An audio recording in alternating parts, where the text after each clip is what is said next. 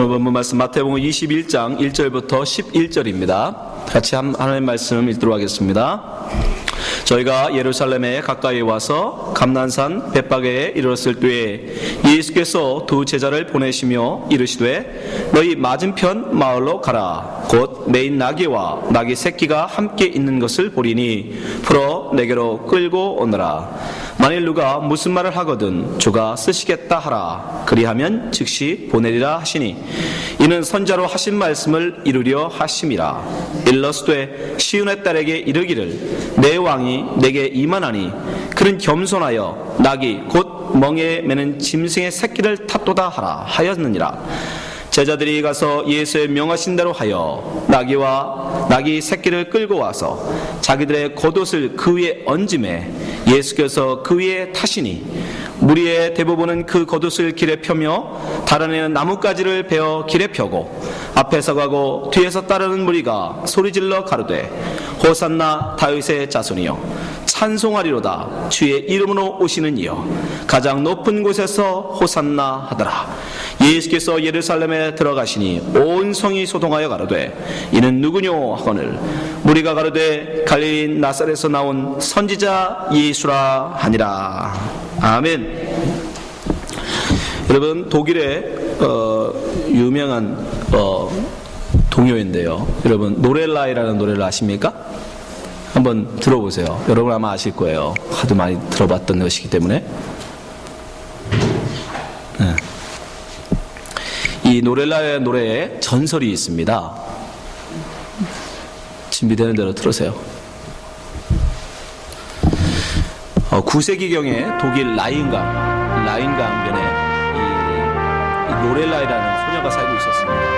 근데 그 소녀가 사랑하는 이 남자가 이 전쟁터에 가게 됩니다. 그래서 그 전쟁터에 떠난 그 사랑하는 남자를 기다리면서 이 노렐라이가 그 라인강변 언덕에 앉아서 그 불빛 찬란한 머리를 비우면서 노래를 불렀다. 근데 그 모습이 너무 아름답고 그 노래가 너무 예뻤던 거예요. 근데 이 전쟁터에서 돌아오던 남자가 그만 그 언덕 아래에서 좌초에서 죽고 그 안타까움에 이 소녀마저 그 언덕 안으로 뛰어들어 죽었습니다. 근데 그 이후에도 그 언덕을 지나는 많은 배들이 이 암초에 걸려서 많이 좌투되어 많은 뱃사공들이 죽었습니다. 그래서 많은 사람들은 이야기하기를 그 뱃사공들이 아직도 그 노렐라이의 그 아름다운 모습과 그 노랫소리에 넋을 빼앗기고 그만 암초를 보지 못해서 다 배가 파손하여 죽은 것이다 라고 사람들이 생각하는, 그래서 그런 전설이 되어져서 내려왔습니다.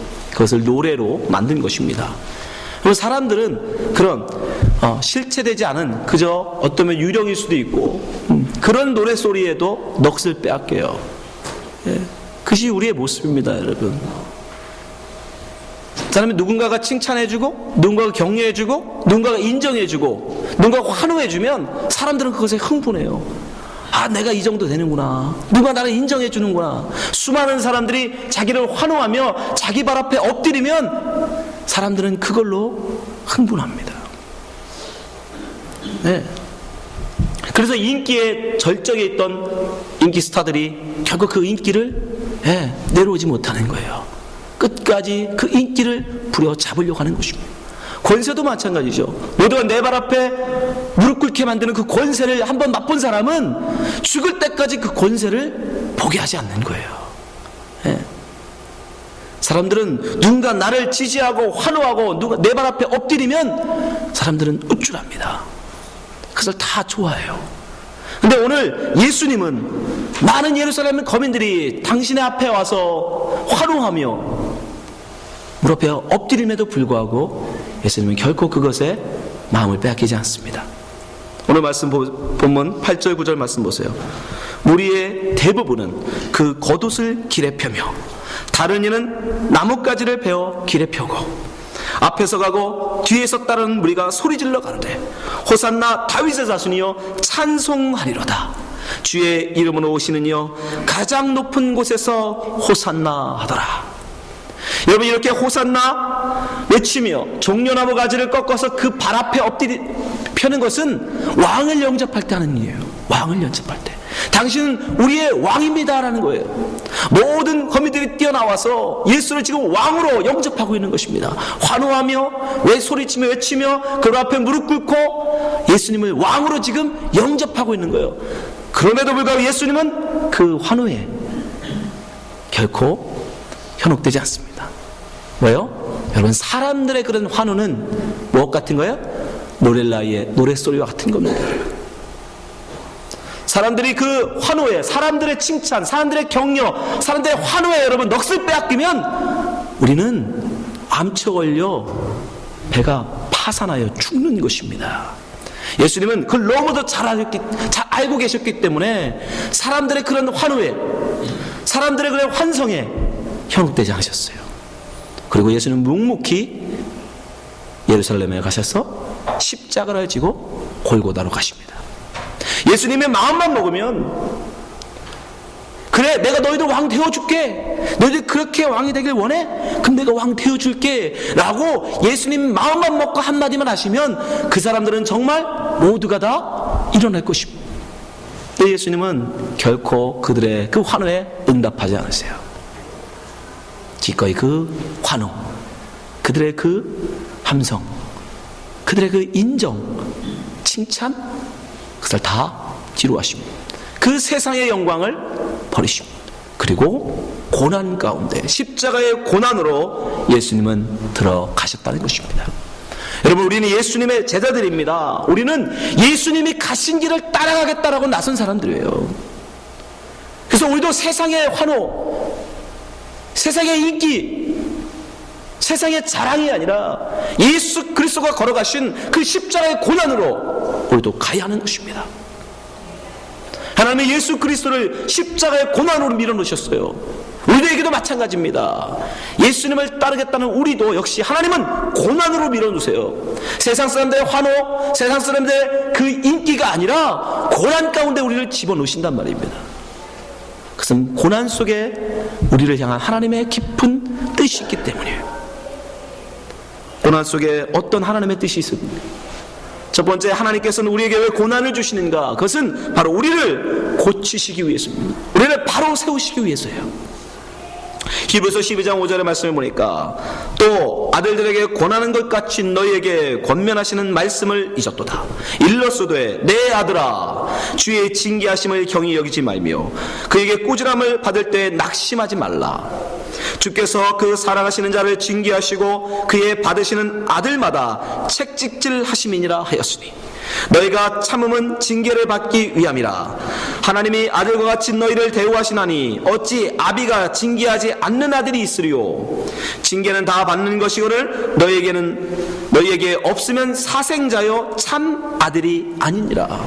우리에게 고난이 없으면 우리는 하나님의 아들이 아니라는 것입니다. 9절, 또 우리 육체의 아버지가 우리를 징계하여도 공경하였거늘 하물며 모든 영의 아버지께 더욱 복종하여 살려하지 않겠느냐. 저희는 잠시 자기의 뜻대로 우리를 징계하였거니와 오직 하나님은 우리의 유익을 위하여 그의 거룩하심에 참여케 하시느니라. 무릇 징계가 당시에는 즐거워 보이지 않고 슬퍼 보이나 후에 그로 말미암아 연단한 자에게는 의의 평강한 열매를 맺나니 그러므로 피곤한 손과 연약한 무릎을 일으켜 세우고 너희 발을 위하여 곧은 길을 만들어 저는 나리로 하여금 어그러지지 않고 고침을 받게 하라.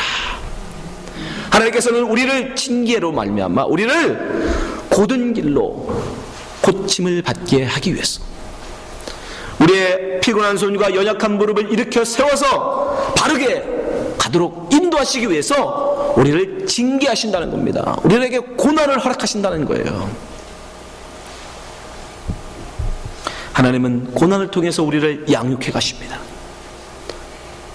또한 하나님께서 왜 우리에게 고난을 허락하십니까? 그것은 우리가 이 땅에 속한 자가 아니라 천국 백성임을, 천국에 속한 자임을 알게 하시기 위해서예요.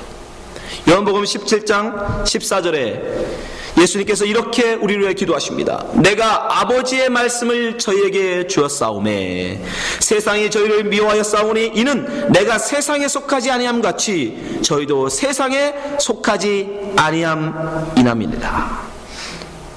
우리는 세상에 속한 자가 아닙니다. 그래서 세상에 속하지 않았기 때문에 세상은 우리를 핍박하는 거예요.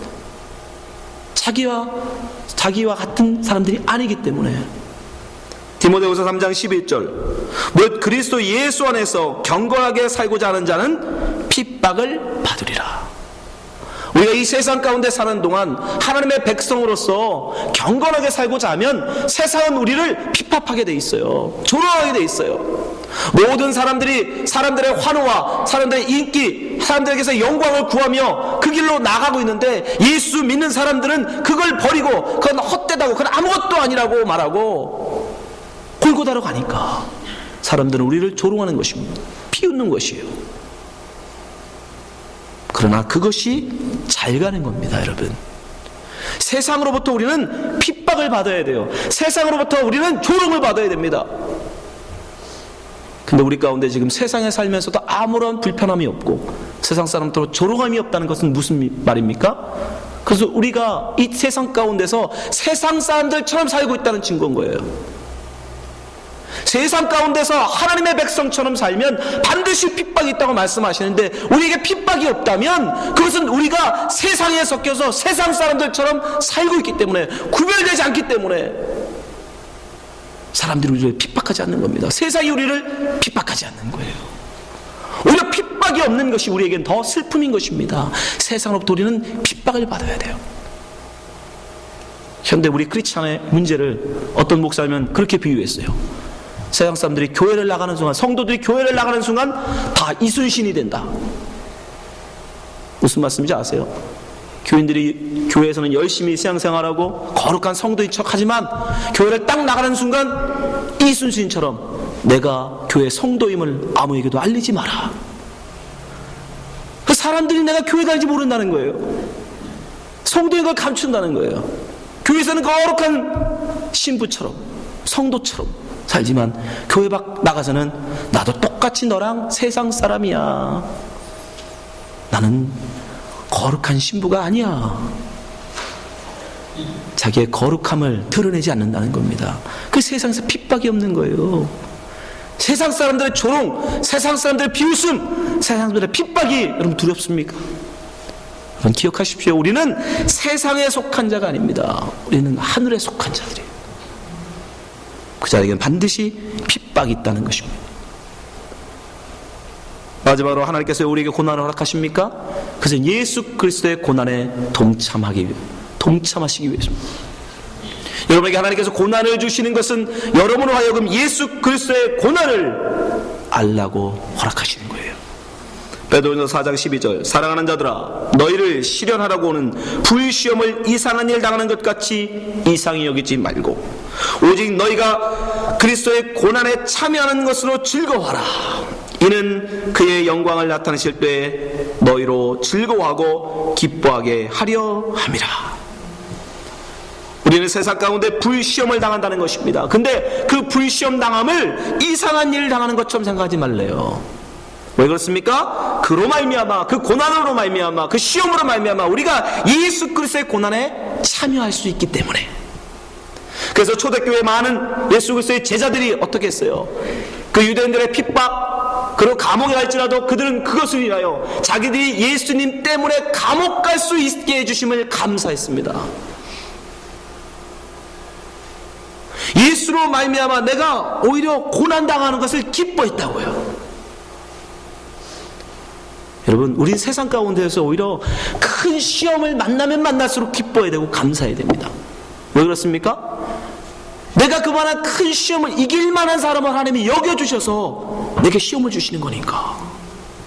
고린도전서 10장 13절에 말씀하세요. 사람이 감당할 시험 밖에는 너에게 당할 것이 없나니 오직 하나님은 미쁘사 너희가 감당하지 못할 시험 당함을 허락지 아니하시고 시험 당할 쯤에 또한 피할 길을 내사 너희로 능히 감당하게 하시느니라. 아멘. 여러분 이걸 믿으시기 바랍니다. 여러분들이 감당할 시험밖에 허락지 않으세요. 남들에게 비교할 수 없는 큰 시험을 여러분 당하셨다면 여러분의 믿음이 남들보다 비교할 수 없는 큰 믿음의 사람이기 때문에 그 시련을 능히 이길 자이기 때문에 하나님이 그렇게 인정해 주셔서 여러분에게 그런 시험을 주신 거라고요. 어린아이에게는 어린아이 같은, 장성한 자에게는 장성한 같은 그런 시험이 하나님에게서 허락되는 것입니다. 그래서 오히려 우리는 하나님이 나를 시험해주면, 큰 시험으로 시험해주면 시험해줄수록 감사해야 되는 것이요. 하나님이 나를 이렇게 큰 사람으로 여겨주시는구나.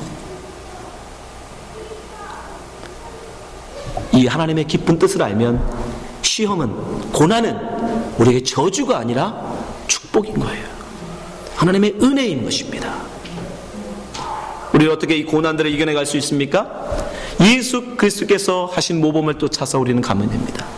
예수님이 그 환호, 사람들의 환호와 그 환성을 다 뒤로하고 이 골고다의 십자가를 지기 위해서 예수님은 어떤 기도를 드리십니까? 마태복음 26장 39절 같이 읽어보겠습니다. 마태복음 26장 39절. 예수님도 십자가의 고난을 앞에 두고 이 기도를 하셨어요. 같이 읽겠습니다. 시작. 조금 나아가서 얼굴을 땅에 대시고 엎드려 기도하여 가라사대, 내 아버지여, 만일 할만하시거든 이 잔을 내게서 지나가게 하옵소서. 그러나 나의 원대로 마옵시고 아버지의 원대로 하옵소서 하시고. 여러분, 고난 가운데 계십니까? 환난 가운데 계십니까? 핍박 가운데 계십니까? 그럼 여러분들도 이 기도를 하셔야 돼요. 나의 원대로 마옵시고 아버지의 원대로 하옵소서. 시련 앞에서, 고난 앞에서 우리는 죽으면 죽으리라 담대히 선포하고 그 고난을 맞이해야 하는 것입니다. 그것이 성도의 자세인 거예요. 불문 속에 떨어지는 그 탄이를 새친 것처럼 그리 아니하실지라도, 내 원대로, 내 바람대로, 내 소원대로 아니하실지라도 아버지 뜻대로 하옵소서 담대히 선포하고 불문 속에 뛰어들 줄 아는, 그것이 성도의 자세인 것입니다. 여러분, 그렇게 아버지의 뜻을 바라고 아버지 뜻을 구하고 그 앞에 순종할 때 우리는 고난을 능히 이겨내는 것입니다. 세상 사람들은 뭐라고 말합니까? 칭찬은 고래도 춤추게 한다고 그러면서 사람들을 칭찬하고 격려하면 아주 좋은 사람으로, 훌륭한 사람으로 키워낼 수 있다라고 사람들이 이야기합니다. 여러분, 고래는 춤추게 할 수 있어요. 개도 춤추게 할 수 있습니다. 그러나 사람은 칭찬으로 춤추게 할 수 없습니다. 사람은 선악과를 따먹었기 때문에, 하나님과 같이 되고자 하는 그 선악과를 따먹은 인간이기 때문에 인간은 칭찬하면 칭찬할수록 교만해집니다. 높아지려고 해요. 하나님같이 되고자 합니다. 그것이 우리의 모습이에요. 우리의 자아예요, 여러분. 그것을 잊지 마시기 바랍니다. 그래서 하나님은 칭찬이 아니라 고난으로 우리를 인도해 가시는 거예요. 누가복음 6장 26절 말씀 보세요. 모든 사람이 너희를 칭찬하면 화가 있도다. 저희 조상들이 거짓 선지자들에게 이와 같이 하였느니라. 거짓 선지자들은 사람들에게 어떤 말만 합니까? 좋은 말만 해요. 그 사람들이 듣고 싶은 말만 해줘요.